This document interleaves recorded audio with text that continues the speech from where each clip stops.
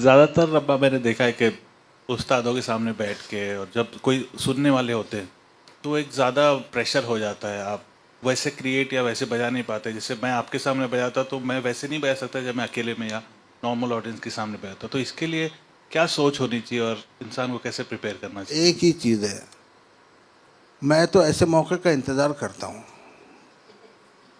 ताकि कुछ बगा बजा सकूँ, कोई समझ तो सके हम जो कर रहे हैं। इसके लिए एक ही चीज़ है कि तैयारी पूरी होनी चाहिए। तो उस्ताद के सामने आधी हो जाती है तो क्या करें? नहीं, ये भी एक स्टेज होती है। आधी हो जाती है, इसका मतलब अभी तक आपका प्रोसेस पूरा नहीं हुआ बेटा। प्रोसेस पूरा हो जाएगा तो ये आधी नहीं रहेगी और अच्छा लगेगा उस्तादों के सामने बजाना। और कुछ करना बाकी है और इसको स्ट्रांग करना है ताकि जो आप सोच रहे हो वो आपके हाथ से निकल जाए। उस वक्त जब आपकी ये स्टेज आएगी कि आपके जो दिमाग में आ रहा है वो आपके हाथ से निकल गए तो फिर ये बात नहीं होगी।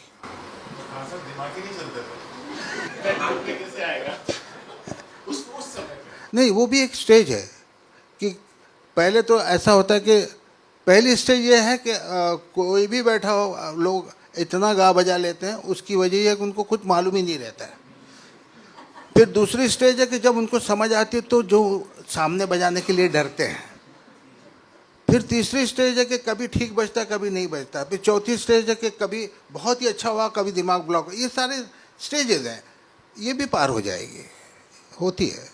और अगर ये नहीं हो रहा है तो मतलब आप सही रास्ते पे नहीं हो। अगर आपके साथ ये गड़बड़ नहीं हो रही तो आप सही रास्ते पे नहीं हो। अगर ये गड़बड़ हो रही तो इसका मतलब आप you are on the right track, believe मी।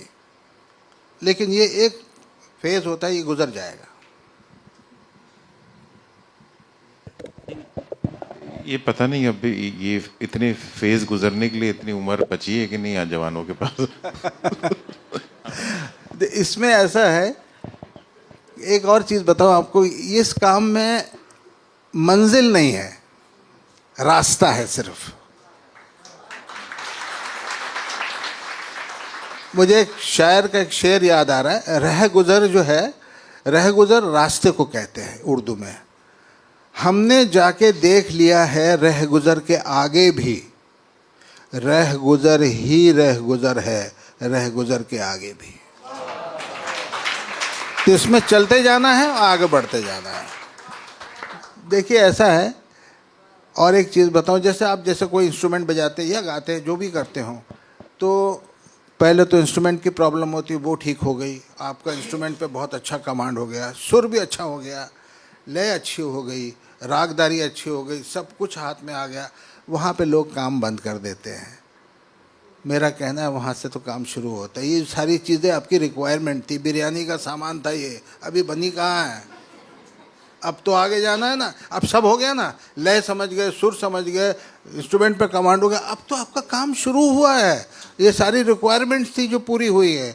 अब आप म्यूज़िक बजाओ, अब चलना है आगे, वहाँ रुकना नहीं है। इसीलिए मैं आज ये बात दावे से कह सकता हूँ कि I am one of the best student. Now I know how to learn. अगर एक बार आपने सीख लिया कैसे सीखना, तो कुछ नहीं बचेगा फिर।